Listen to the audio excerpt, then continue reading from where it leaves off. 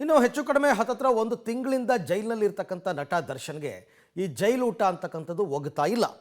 ಹೀಗಾಗಿ ಮನೆಯೂಟ, ಹಾಸಿಗೆ ಮತ್ತು ಪುಸ್ತಕಕ್ಕೆ ಬೇಡಿಕೆ ಇಟ್ಟು ಹೈಕೋರ್ಟ್ಗೆ ರಿಟ್ ಅರ್ಜಿಯನ್ನು ಸಲ್ಲಿಸಿದರು ದರ್ಶನ್ ಪರ ವಕೀಲರು. ರಿಟ್ ಅರ್ಜಿಯ ವಿಚಾರಣೆ ಕೈಗೆತ್ತಿಕೊಂಡ ಕೋರ್ಟ್ ಅರ್ಜಿ ವಿಚಾರಣೆಯನ್ನು ಇವತ್ತು ಮುಂದೂಡಿತ್ತು. ಈಗಾಗಲೇ 19ನೇ ತಾರೀಕೆ ಇದು ವಿಚಾರಣೆಗೆ ಬಂದಿತ್ತು. ಇವತ್ತಿಗೆ ಅದನ್ನು 9ನೇ ತಾರೀಕು ವಿಚಾರಣೆಗೆ ಬಂದಿತ್ತು. ಇವತ್ತು 18ನೇ ತಾರೀಕಿಗೆ ಮುಂದೂಡಿತ್ತು.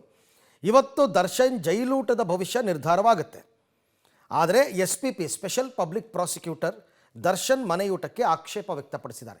ಒಬ್ಬರಿಗೆ ಈ ರೀತಿ ಅನುಮತಿ ಕೊಟ್ಟರೆ ಎಲ್ಲರೂ ಹಾಕ್ಕೋತಾರೆ ಅರ್ಜಿಯನ್ನು. ಜೈಲಿನಲ್ಲಿ ಇರ್ತಕ್ಕಂಥವ್ರು ಎಲ್ಲರೂ ನಮಗೆ ಸಮಾನರಂತೆ ಕಾಣಬೇಕು, ಜೈಲಿನಲ್ಲಿ ಏನು ಅಡುಗೆ ಮಾಡ್ತಾರೆ ಅದನ್ನೇ ಊಟ ಮಾಡಲಿ ಅಂತ SPP ವಾದ. ಸೊ ಹಾಗಾಗಿ ನೋಡೋಣ ಇದೇನು ಅವ್ರು ಹೇಳಿರ್ತಕ್ಕಂಥ ವಿಚಾರಗಳೇನು ಅಂತ ನೋಡೋಣ. ಜೈಲೂಟದಿಂದ ನನಗೆ ಆರೋಗ್ಯ ಸಮಸ್ಯೆ ಆಗ್ತಾ ಇದೆ ಅಂತ ಕೋರ್ಟ್ ಮನವಿ ಹೋಗಿರೋದು. ಕೋರ್ಟ್ಗೊಂದು ರಿಟ್ ಅರ್ಜಿಯನ್ನು ಹಾಕ್ಕೊಂಡಿದ್ದಾರೆ ದರ್ಶನ್. ಮನೆಯೂಟಕ್ಕೆ ಅವಕಾಶ ನೀಡಬೇಕು ಅಂತ ದರ್ಶನ್ ಅರ್ಜಿಯನ್ನು ಸಲ್ಲಿಸಿದ್ದಾರೆ. ನಿನ್ನೆ ಕೂಡ ಅರ್ಜಿಯ ವಿಚಾರಣೆ ನಡೆಸಿ ಇವತ್ತಿಗೆ ಅದನ್ನು ಮುಂದೂಡಿತ್ತು ಕೋರ್ಟ್ ಅಂತ ಹೇಳಲಾಗ್ತಾ ಇದೆ.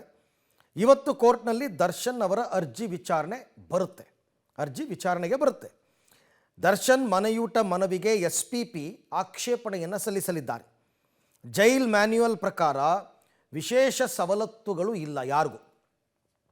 ಕೊಲೆ ಆರೋಪಿಗೆ ಹೊರಗಡೆಯಿಂದ ಸವಲತ್ತನ್ನು ನೀಡುವಂತಿಲ್ಲ ಅಂತ ಹೇಳ್ತಾರೆ. ಅದರಲ್ಲೂ ಊಟದ ವಿಚಾರವಾಗಿ ದರ್ಶನ್ ಕೆಲ ರೂಲ್ಸನ್ನು ಪಾಲಿಸಿಲ್ಲ ಅಂತ ಹೇಳ್ತಾ ಇದ್ದಾರೆ. IGP ಅವರ ಅನುಮತಿಗೆ ಅರ್ಜಿಯನ್ನು ಸಲ್ಲಿಕೆ ಮಾಡಿಲ್ಲ. IGP ಅವರ ಅನುಮತಿಗೆ ಅರ್ಜಿ ಸಲ್ಲಿಸಿಲ್ಲ. ನೇರವಾಗಿ ಹೈಕೋರ್ಟ್ನಲ್ಲಿ ಅರ್ಜಿ ಸಲ್ಲಿಸಿರೋದು ಸೂಕ್ತವಲ್ಲ. ಮೊದಲು ನೀವು IGP ಹತ್ರಕ್ಕೆ ಹೋಗಬೇಕಾಗಿತ್ತು. ಆದರೆ ಡೈರೆಕ್ಟಾಗಿ ನೀವು ಕೋರ್ಟಿಗೆ ಬಂದಿದ್ದೀರಾ.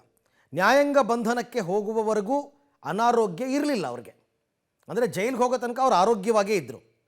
ಅರ್ಜಿ ಜೊತೆಗೆ ಕಾಯಿಲೆ ಬಗ್ಗೆ ವೈದ್ಯಕೀಯ ದಾಖಲೆ ಸಲ್ಲಿಸಿಲ್ಲ.